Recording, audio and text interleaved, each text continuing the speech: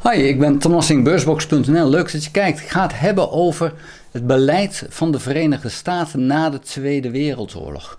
We hebben gezien, Eerste Wereldoorlog, oorlog in Europa, daar is het ontstaan. Amerika laat in de oorlog gekomen, heeft de zaak dan gewonnen en ging weer weg. 20 jaar later, hetzelfde probleem, een oorlog begonnen in Europa en weer uit de hand gelopen. Amerika komt weer laat in de oorlog aan het front en wint de oorlog nog een keer. En voor Amerikanen was het zoiets van, ja, dit hebben we nu 2 keer gedaan. Dit moet zijn afgelopen, dit moeten we niet meer doen. Wij moeten iets anders gaan doen. Europa arm laten is niet handig, want dan krijg je dat ze wraak willen, zoals die Duitsers dat wilden. Dus dat is niet handig. Wij zoeken als Amerika een afzetmarkt. Dus als we nou Europa een afzetmarkt maken, maar we zorgen ervoor dat ze militair gezien niet meer zo machtig worden als ze eerst waren. Dan hebben wij een afzetmarkt en dat wat ze aan wapens kopen, dat moeten ze in Amerika kopen. Dus dat is fantastisch goed voor de Amerikaanse industrie. En zo geschieden 80 jaar lang, zeg maar 75 jaar lang als we kijken naar de vorige presidentsperiode van Trump. Maar grofweg 80 jaar lang. Nu is het veranderd. Trump zegt van, ho, wacht even. Die lessen van toen, die hebben ze toen wel geleerd, maar die ga ik negeren. Ik wil gewoon dat ze een eigen front weer vormen, dat ze eigen broek ophouden, want dit kost alleen maar Amerika geld. Dus Europa, je zorgt maar voor je eigen veiligheid. En ik denk dat het een heel dom beleid is, om meerdere redenen. Ten eerste, als Europa nu voor zichzelf moet zorgen, dan zal Europa ook voor zichzelf zorgen. Dus wij gaan een eigen wapenindustrie opbouwen, dan hebben we die Amerikaanse niet meer nodig. Dus we gaan veel minder bestellen in Amerika, slecht voor de Amerikaanse handel. Amerika zijn we niet meer afhankelijk van, dus we gaan ook minder afnemen van Amerika. Waarom zouden we? Het is geen speciale partner meer. Dus slecht voor de handel voor Amerika. Dus dit is een hele, naar mijn idee, domme zet van Trump om te denken aan het kost me geld. Want uiteindelijk kost het hem geld als Europa gewoon weer zelfstandig wordt. Europa gaat nu naar een 5% norm. Amerika zegt al, gaan wij niet doen. Dat betekent dus dat Europa, als ze zich eraan houden, en dat is een groot als, weer een militair blok gaat worden. Dat het weer relevant in de wereld gaat worden. Naast een Verenigde Staten, naast een China, naast een Rusland, ook naast een India.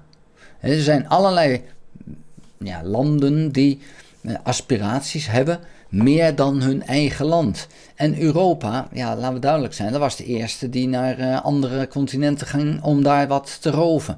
Dus wij moeten niet zeggen van anderen mogen dat niet. Ja, we moeten het wel zeggen, maar we moeten niet doen alsof we hier zo heilig zijn, want dat zijn we niet, want zij zijn ermee begonnen met die onzin. Maar nu wordt Europa dus weer een machtig militair blok. Nou, dat is gevaarlijk. Dat is 2 keer misgegaan. Een ezel stoot zich nooit 2 keer aan dezelfde steen, behalve als het een Amerikaanse ezel is, want die doet dat wel. Sterker nog, die gaat er gewoon 3 keer proberen. En ik ben daar een beetje bang voor. Europa is niet meer zoals vroeger het kruidvat van de wereld. En aan de andere kant, er zitten heel duidelijk 2 kampen in Europa. We hebben de Ruslandkant. Het andere kamp is het kamp Oekraïne, Polen, de Baltische Staten, en waarom ook Nederland en eigenlijk ook Engeland. Hoewel dat nu toch met de Brexit een beetje losstaat, het Verenigd Koninkrijk. Maar goed, is toch dat andere kamp. Dus ja, we zijn en blijven toch wel een beetje het kruidvat van de wereld.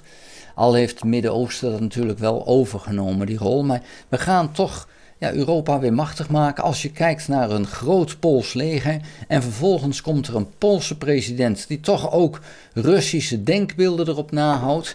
Ja, dan moet je eens kijken wat er gaat gebeuren. Dan heb je de 3e Wereldoorlog geopend vanuit Europa. En dan is die hele les die is geleerd na 2 eerdere wereldoorlogen is weer verloren gegaan. En ik ben dus bang dat dat nu aan het gebeuren is. En dat we dus een Europa machtiger maken dan goed voor Europa is. En laat het duidelijk zijn, het is nooit zo goed met Europa gegaan. Kijk, we waren natuurlijk een heel machtig continent toen we overal nog onze koloniën hadden. Maar het volk was niet zo heel rijk. Als je nu kijkt, wij zijn zoveel rijker geworden. We hebben het zo fantastisch goed. En wat we nu gaan doen, is weer een militair volk worden. We gaan weer 5% van ons geld gaan we uitgeven aan het militaire apparaat. Ja, en dat is wat zonde als je het niet gebruikt. Dus we gaan weer dingen doen die we misschien niet zouden moeten doen. En we gaan weer ambities krijgen die we mogelijk niet moeten hebben. En dat zien we zometeen ook in een land als Polen, hè, dat zometeen een gigantisch leger heeft.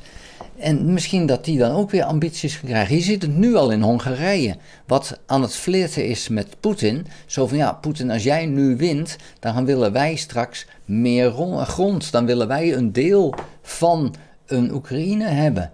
En we willen een deel van Roemenië hebben. Nou, zo zie je dat politici toch al wat voor aan het sorteren zijn van wat kan er gebeuren. Nou, Slowakije en Hongarije hebben gekozen voor Poetin. Die denken dat Poetin gaat winnen. De rest denkt dat dat niet zo is. Ja, dat zal de toekomst ons leren. Maar ondertussen is het beleid van de Verenigde Staten dus echt compleet anders. En daar moeten we nu rekening mee houden. En het feit is dus dat wij dus onze eigen militaire apparaten gaan bouwen en nu Europa breed. Dus dat wordt een heel groot en machtig leger. En ik mag hopen dat door die eenwording van Europa, dat we niet een derde kamp krijgen in Europa. Of dat die twee kampen zometeen toch zo uit elkaar vallen dat de EU uit elkaar valt en dat de NAVO uit elkaar valt. Maar ik maak me wel zorgen over die kampen, Slowakije en Hongarije, die echt de kant van Rusland kiezen. Daar maak ik me best zorgen over. Want eigenlijk zouden we die eigenlijk moeten uitsluiten van de NAVO en de EU. Maar ja, dat wil je eigenlijk ook niet. Dan moet je hopen dat er bij de verkiezingen een verandering komt. Ja, als dat zo is, is het mooi. Als het niet zo is, ja, dan zit je dus wel met een stelletje verraders in je midden.